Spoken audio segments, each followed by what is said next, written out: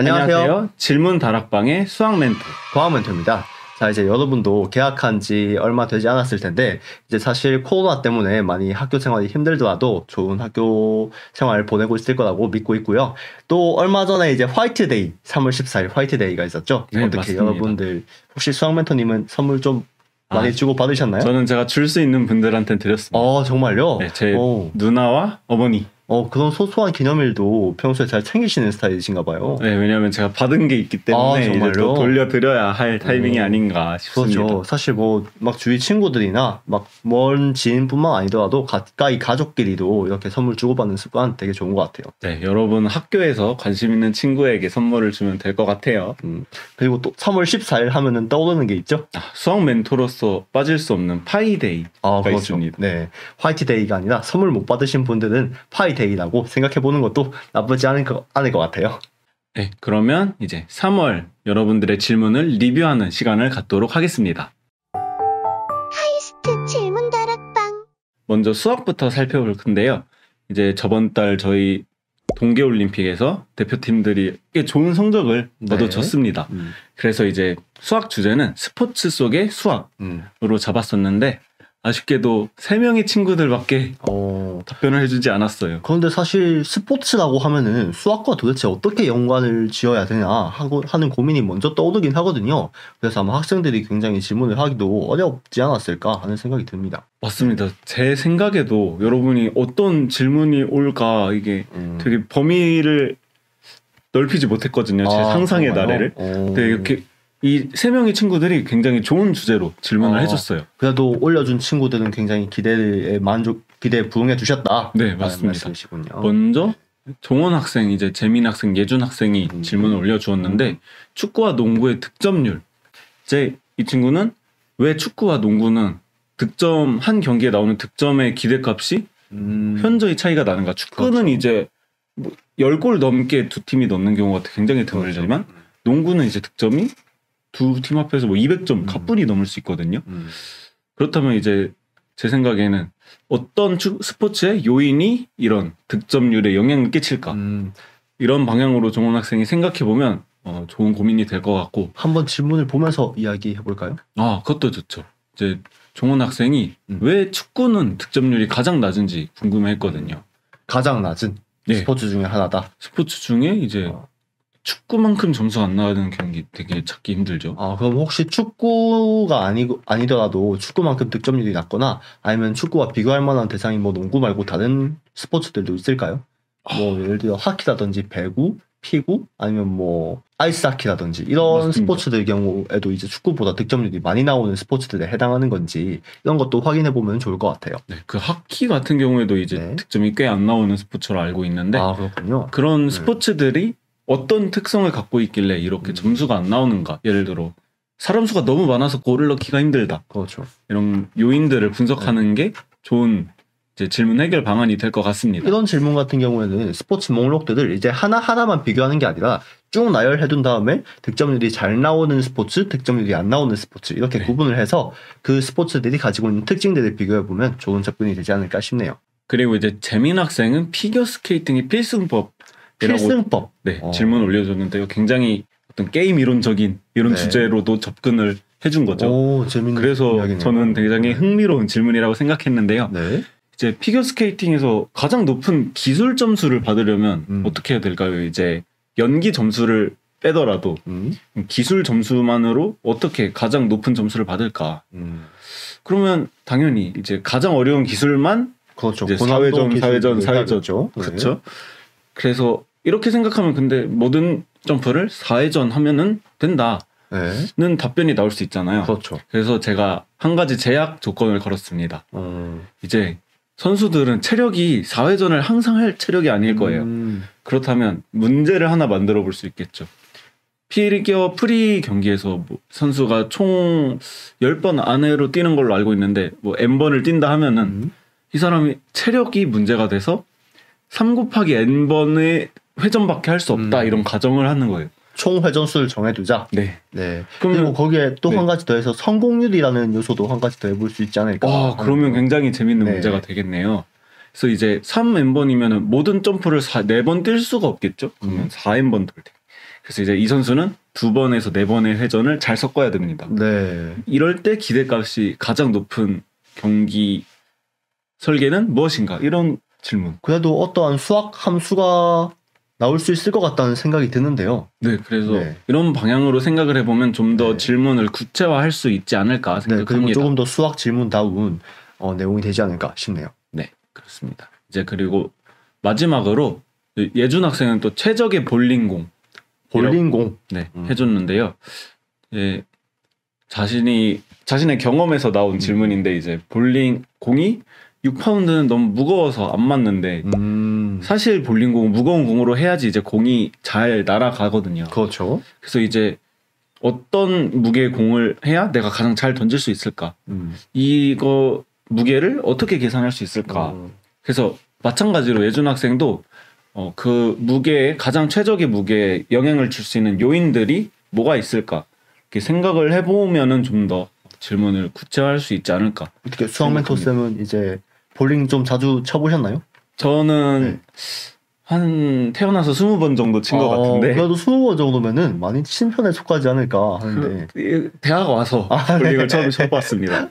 네, 근데 이제 제 생각엔 팔의 힘이 가장 큰 요인이 되는 것 같아요. 손목도 굉장히 중요하다고 생각이 들더라고요. 네, 이게 너무 아프더라고요, 무거운 걸 들면. 그래서 이런 요인들을 생각해 보면 예준 학생이 이제 나에게 맞는 공의 무게를 위해서는 뭐가 필요하다 이런 것까지 알 수 있지 않을까 생각합니다. 이건 살짝 과학적인 주제와도 이후에 다시 말을 하겠지만 과학 주제는 과학과도 연관을 시킬 수 있을 법한 그런 내용의 질문인 것 같네요. 맞습니다. 이제 볼링 사실 스포츠 속의 과학 이게 글이 많을 것 같아서 되게 부러웠거든요. 수학은 이제 여기서 마치도록 하고 그러면 과학 질문을 보도록 하겠습니다. 네.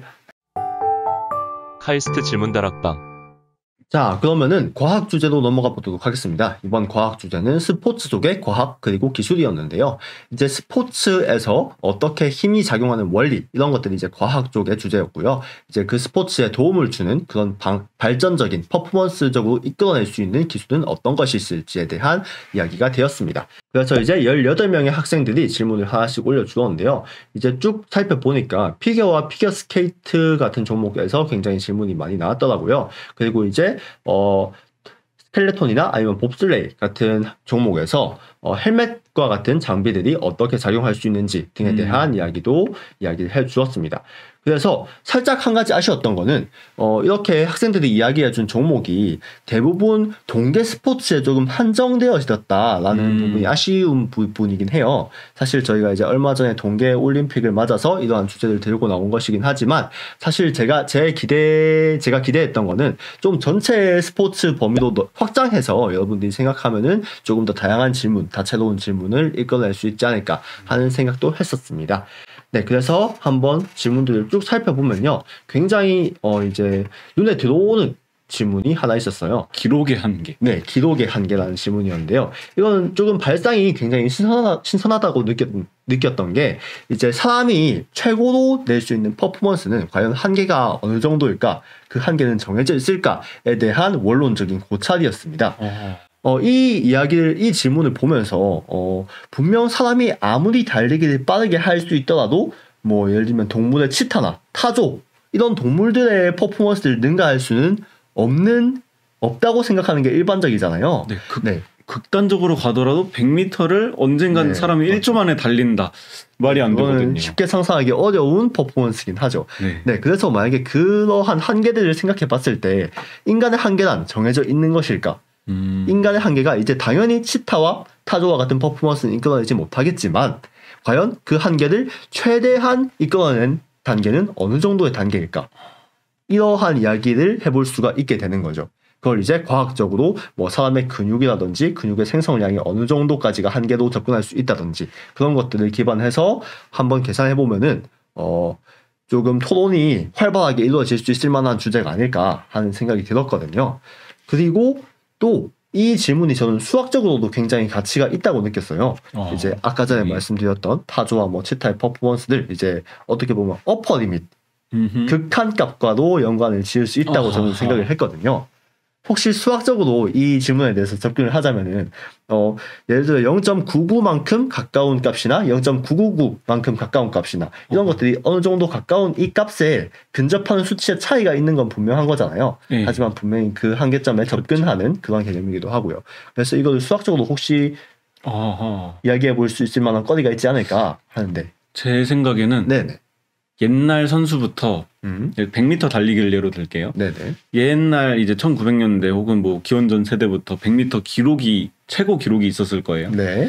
옛날 사람들은 뭐 지금 선수들은 9초 안으로 보통 들어오지만 옛날 선수들은 뭐 10초, 11초 이랬을 수 있어요. 그렇죠. 그러면 이 연도별로 이 기록이 어떻게 변화했나를 보면은 점차 11초 뭐 이런 데서부터 9초 몇 가지 줄고 있겠죠. 수렴하는 그런 그렇죠. 값이 있을 것이다. 네, 지금 이제 근데 몇백 년이 지났는데 사람들이 1초 이 정도를 단축하고 있는 거겠죠.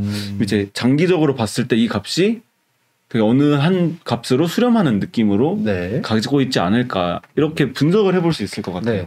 네. 또 수학 멘토님의 이야기를 들으면서 과학적으로 또 한 가지 포인트가 떠올랐는데 이제 그렇게 곡선을 그려가면서 연도별로 발전하게 된 그런 계기 자체가 원인 자체가 이제 훈련 방법 이런 것들의 체계화도 있겠지만 장비의 발전도 분명히 그 부분에 기여한 것이 있을 거란 말이죠. 맞습니다. 과연 어떤 기술이 발전해서 그러한 퍼포먼스적인 향상을 이끌어냈는가 하는 것도 연도별로 확인해 보면은 굉장히 재미있는 이야기가 될 것 같습니다. 그래서 이렇게 많은 포인트를 던져준 예한 학생의 질문이었고요. 카이스트 질문 다락방. 네, 그럼 두 번째 질문으로 넘어가서요. 두 번째 질문은 예서 학생이 올려준 질문이었는데요. 이제 인공눈, 스키장 가면 사실 많이 볼 수 있잖아요. 네. 스키장에 뭐 설질이 좋다, 나쁘다라는 이야기는 굉장히 평소에도 많이 하는데 이 인공눈이 도대체 자연 상태의 눈과 어떤 것이 다르길래 이 인공눈을 뿌렸을 때 설질이 좋다, 나쁘다를 이야기할 수 있는 것인가? 그리고 이 인공눈 자체가 도대체 어째서 그 스포츠의 퍼포먼스에 영향을 미치게 되는 것인가? 라는 생각도 충분히 해볼 수 있다라고 생각을 했거든요. 그 부분을 짚어준 질문인 것 같고요. 네네. 그래서 저는 이제 인공눈이 그냥 저희가 진짜 고분자 화합물이라는 개념을 혹시 들어보셨을까요? 저는 처음 듣습니다. 네. 주위에 보이는 플라스틱이나 고무와 같은 것들이 전부 하나의 화학물질로서 고분자 화합물에 속하는 물질들인데요. 이 인공눈 자체도 사실 고분자 화합물로 형성이 되었다고 합니다. 그런데 이 고분자 화합물이라는 게 굉장히 그 분자 구조적으로 접근을 해보면은 짜임새가 굉장히 다채로워요. 어떤 식으로든 만들어질 수 있는 거기 때문에 아마 그러한 구조상의 영향이 있지 않을까 하는 생각도 해볼 수가 있고요. 아니면 그냥 가볍게 생각했을 때 인공눈이 자연 상태의 눈과 다르다면은 자연 상태의 눈이 아닌 인공눈에 최적화된 그러한 장비를 만들 수도 있지 않을까 하는 생각도 충분히 여기에서 이끌어낼 수 있다라는 생각을 했거든요. 그래서 이 질문 역시 생각할 방향이 굉장히 많이 제공해주는 그런 질문이라는 생각이 들었습니다.